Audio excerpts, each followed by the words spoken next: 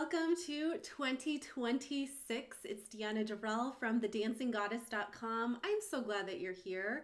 And if you're new to my world, you are in the right place to empower yourself and trust and love yourself and have amazing relationships. And in this video, we're going to go over what to expect for January from a relationship, self-care standpoint.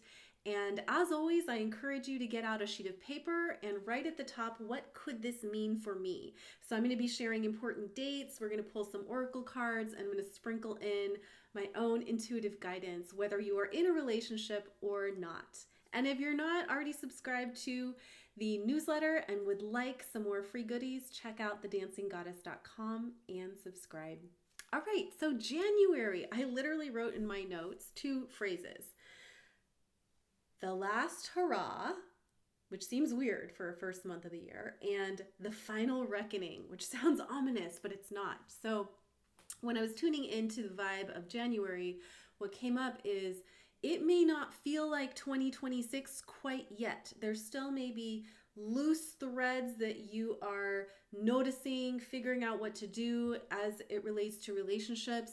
You may be on the fence about what to do, or somebody else is on the fence, and that's okay. Like, let it be slow and a little bit of a whisper instead of like this is my new direction, or like this is what I'm doing. That moment of clarity will come when your nervous system is relaxed, when your body is feeling nourished. And so January really is a reset month, and it's a good month to keep cleaning up things in your life. So when I say the final reckoning, this is within ourselves. So what are things that need to be resolved within you? Maybe it's a belief system that needs to be upgraded. Maybe you're still operating from an old identity and you're like, why do I keep doing this? Why do I keep going into the people-pleasing thing? Why do I care so much what my mother says? Whatever it is, just take note of it, maybe journal on it, but don't give it so much weight, because the answers are going to come as we go through the month, all right? And then the last hurrah, meaning if there's somebody from your past that comes back, it doesn't mean you're supposed to get back together with them, or you're supposed to, say yes if, some part of you is like, this doesn't feel like a green light, but I don't want to miss an opportunity. The guidance is to listen to your wisdom, and if something is not clear, ask questions and get really clear on your values. That is going to serve you for the entire year, but January is particularly potent for coming into emotional resonance with yourself, okay? We start off this year with a really powerful full moon in Cancer on January 3rd, just after 3 a.m. where I am. So I think that's 2 a.m. Pacific. And this is all about coming back to yourself. Okay, so this first week, we're coming off the whole New Year's high. If you're like me, right, I am content to put on my fuzzy slippers and turn off my phone and have a nice meal and call it a night. Okay, but if you were out partying on New Year's Eve, then the full moon is kind of the come down from that. Emotions can be really heightened. And because it's in Cancer, there may be a desire to mother yourself, or to notice where you're not mothering yourself, or where you're smothering others, right? It's like those issues can get heightened. Issues with your own mom or the people in your community that you associate with the mom archetype, those can come up. But anything that comes up in that first week is coming up for a reason, to be seen, to be felt, to be held.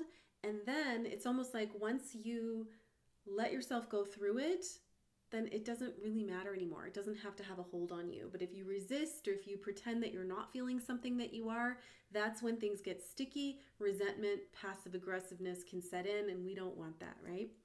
So the first card is Embracing Differences. This is from my deck, Your Magical Intuition Oracle. And I'll pop in a link of where you can get it for yourself if you're interested. But this card says your differences make you special. It's the number 12. So if there's something where you're feeling not enough, right? You're feeling a little emo. You're feeling a little different than people around you. You're wondering if you have what it takes. This is the card that says, hey, babe, the things that are weird about you that seem a little bit different, those are the things that make you really special. And actually, you need to dial it up this year. So notice what that is, okay?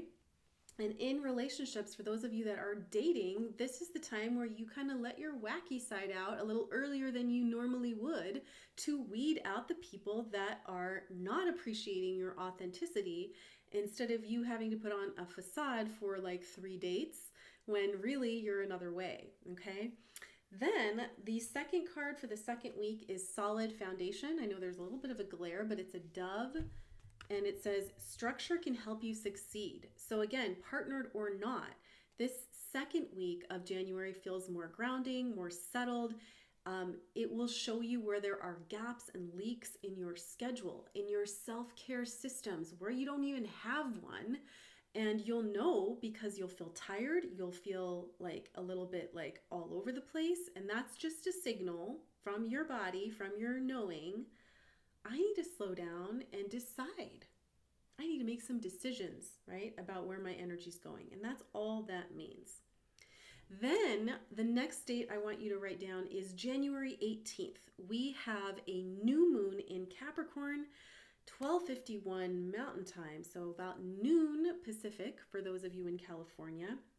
And now remember, new moons are about setting intentions, starts, and not so much wrapping things up. That was the full moon on the 3rd. So the new moon in Capricorn is really beautiful for locking in practical solutions, practical aspects of our life, how you're handling money. If you're in a couple, are you joining finances for the first time? Are you avoiding conversations about money? Capricorn's great with that. Looking at health, where do you need to be a little stricter with yourself? Where have you been a little too loosey-goosey with the alcohol or the sugar or whatever your body is telling you? Please, not so much of this. This energy is good for sticking to a new regimen and doing things that really are going to honor you and set the stage for the rest of the year, okay? In business partnerships, right, this looks like contracts. I see some of you signing contracts and agreements around that new moon. It would be a good time to do it, or to revise a structure that maybe is outdated or doesn't feel like it's working. And you may not have all the solutions because, like I said, January is the last hurrah. It's showing you what's working, what's not working, what you like, what you thought you said you wanted, but then maybe you get to revise it again. And this is all good.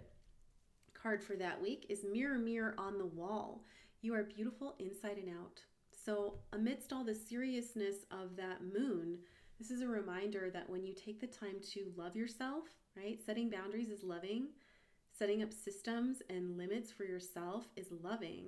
Then this month will feel a lot smoother. It'll be easier to create, right? And to share when you're taken care of. Okay, and then this is a long month. We've got like 5 weeks in January, so I'm going to pull 2 more cards.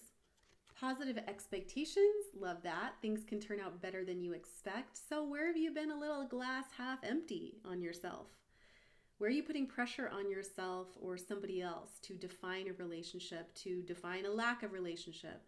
Let it go, let it ride out, see how the chips fall by the end of the month. And chasing fire closes us out. Pay attention to what burns your energy. Like I said, by the end of the month, it'll be really obvious. Hello, mosquito. Really obvious what's done. Okay, and maybe you thought you were done in December, but it's like, hey, there's like one little last remnant you need to get clear on. And once you do, it's like a new fire is lit underneath you, and it'll be very, very positive. I do want to say this.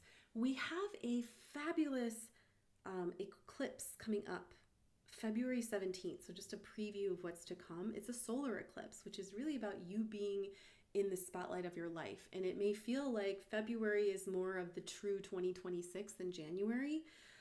So just give yourself grace. I'd love to close this out by taking a deep breath with you. So if you're willing, close your eyes, take a nice deep breath in and exhale out. And repeat after me. I am enough. I am safe. And I trust what is naturally unfolding. And so it is. All right, thank you so much for watching. Here's your next step. Pop in one desire that you have for 2026. I would love to see them. And for more, check out thedancinggoddess.com. I love you. I will see you soon.